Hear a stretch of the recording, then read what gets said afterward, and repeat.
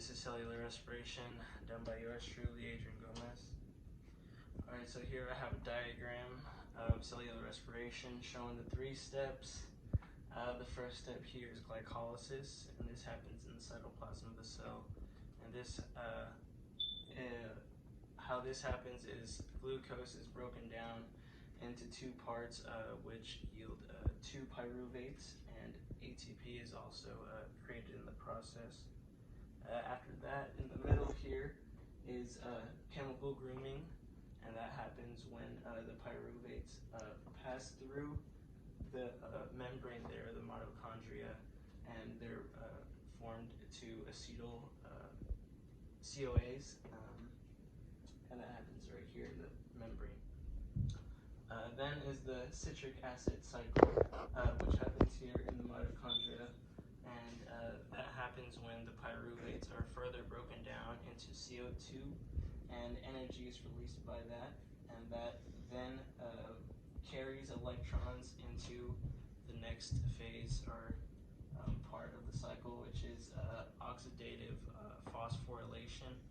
And when that happens, ADP is added, a phosphate, and that yields 34 ATP. So here we've got the overview for glycolysis. Here you see the equation, the chemical equation, and the reactants are 1 glucose and 2 ATP, and that then yields 2 pyruvates, 2 net ATP, and 2 NADH. After that is the chemical grooming part. Here's the chemical equation for that one.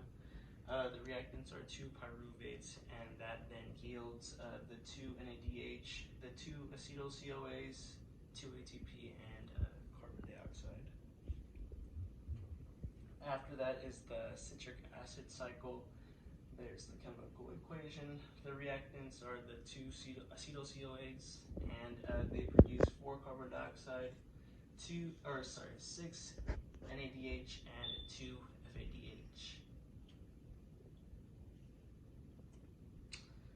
Lastly is the oxidative phosphorylation. There's the chemical equation. The reactants are NADH, FADH, and they then yield the 34 ATP. So in summary, here's the chemical equation for cellular respiration, and all in all, glucose or carbohydrates or food is taken into the system and then broken down further and further so that it can ultimately be used for energy. And with that, there are a couple byproducts that are wasted, which is carbon dioxide